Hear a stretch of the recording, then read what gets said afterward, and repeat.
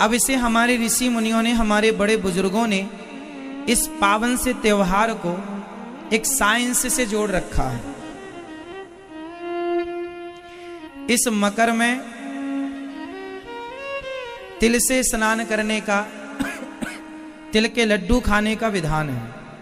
बताओ मकर संक्रांति को तिल खाने का क्या साइंटिफिक रीजन है? क्या हमारे बड़े बुजुर्ग पागल थे? यदि पढ़े लिखे थे, समझदार थे, तो क्या मैसेज देना चाहा उन्होंने? बताइए बताइए, तिल की तासीर कैसी होती है? तिल का स्वभाव कैसा होता है? तिल बोलो, कैसी होती है तिल? गरम। सफेद तिल में, व्हाइट तिल में सबसे ज्यादा कैल्शियम होता है। ब्लैक तिल में भी होता है कैल्शियम, पर व्हाइट तिल में सबसे ज्यादा क्या होता है? कैल्शियम होता है।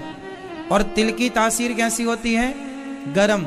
और माघ का महीना चल रहा, मकर संक्रांति, ठंडा है, तो ठंडे मौसम में गरम तिल गुड़ के साथ खाने का विधान है। गुड़ भी गरम, तिल भी गरम, ताकि आप सर्दी से बचें और आपका शरीर स्वस्थ रहे। एक त्योहार से आपके स्वास्थ्य को साइंटिफिक जोड़ रखा है। हमारे हर त्योहार में कुछ ना कुछ खाने का विधान है, और सब कुछ ऐसे खाने का नहीं है, विशेष खाने का है। ऐसा नहीं है कि कोई ऐसे ही हो गया ना, कारण तिल गरम होती है।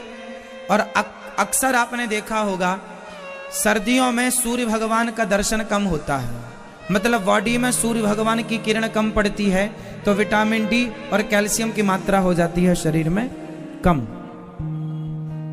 सर्दी में सूर्य भगवान छिपे रहते हैं, कहीं कोहरा है, कहीं कुछ मौसम बदल रहा है, तो सूर्य भगवान का दर्शन कम होता है। कहीं कहीं तो सूर्य भगवान हफ्ते हफ्ते नहीं दर्शन हो पाते। तो हमारे शरीर में सूर्य का प्रकाश ना पड़ने से विटामिन डी की कमी हो जाती है। विटामिन डी घटा तो कैल्शियम घट गया। बोलो हाँ या ना भाई? विटामिन डी घटा तो कैल्शियम घटा। इसलिए हमारे ऋषि मुनियों ने इस माघ के महीने में तिल खाने का विधान रखा कि आप तिल खाओ। तिल खाएंगे तो आपका कैल्शियम लेवल बढ़ेगा और आप स्वस्थ रहेंगे, और आपको सर्दी इत्यादि से तिल बचाएगी। आपका शरीर स्वस्थ रहेगा, शरीर की हड्डियों को भरपूर नमी प्राप्त हो जाएगी, कैल्शियम प्राप्त हो जाएगा। तिल का तेल भी होता है, जो तिल का तेल होता है वो हड्डी के लिए बहुत बहुत लाभदायक होता है। आप में से कोई मेडिकल साइंस जानता हो थोड़ा बहुत तो समझे। हड्डियों के लिए सबसे बेस्ट तेल कौन सा है? तिल का तेल। तिल के तेल की मालिश करने से हड्डियां स्ट्रांग होती हैं, मजबूत होती हैं।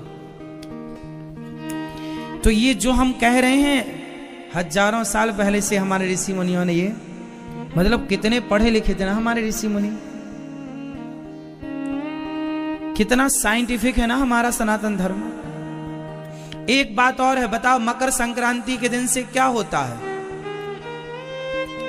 मकर संक्रांति के दिन से प्रकृति भी बदलती है, मौसम में बदलाव होता है। बताओ क्या बदलाव होता है?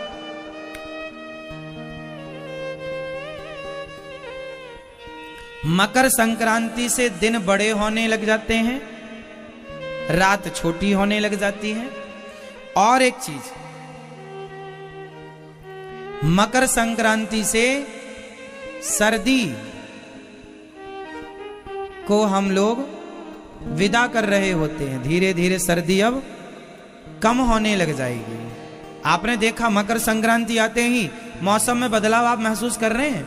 आज से 10 दिन पहले कितनी ज्यादा सर्दी थी, 5-7 दिन पहले भी बहुत सर्दी थी, पर देखो धीरे धीरे मतलब हमारे ऋषि मुनियों ने एक एक चीज को पकड़ा है कि इस दिन से देखो परिवर्तन है। दिन बड़ा होने लगा, रात छोटी होने लगी। वैसे 25 दिसंबर से ही दिन बड़े होने लग जाते हैं, पर वह बड़ा दिन मिनटों में होता है। कुछ मिनट, कुछ सेकंड से वो स्टार्ट हो जाता है, प्रक्रिया वहां से प्रोसेस शुरू हो जाता है। बट आज से विशेष परिवर्तन हुआ, इसलिए मकर संक्रांति। तो मकर संक्रांति में स्नान दान की बड़ी महिमा है। मकर संक्रांति में तिल के लड्डू बना करके दान करने की महिमा है। मकर संक्रांति में गरीबों को भोजन, कंबल और जो आपकी श्रद्धा हो दान पुण्य करने का, अन्न दान का बड़ा महत्व है। इसलिए मकर संक्रांति के दिन आपको जरूर अपने घर से कुछ ना कुछ धन धर्म के लिए निकालना चाहिए। ये परंपरा रही है हमारे सनातन धर्म की।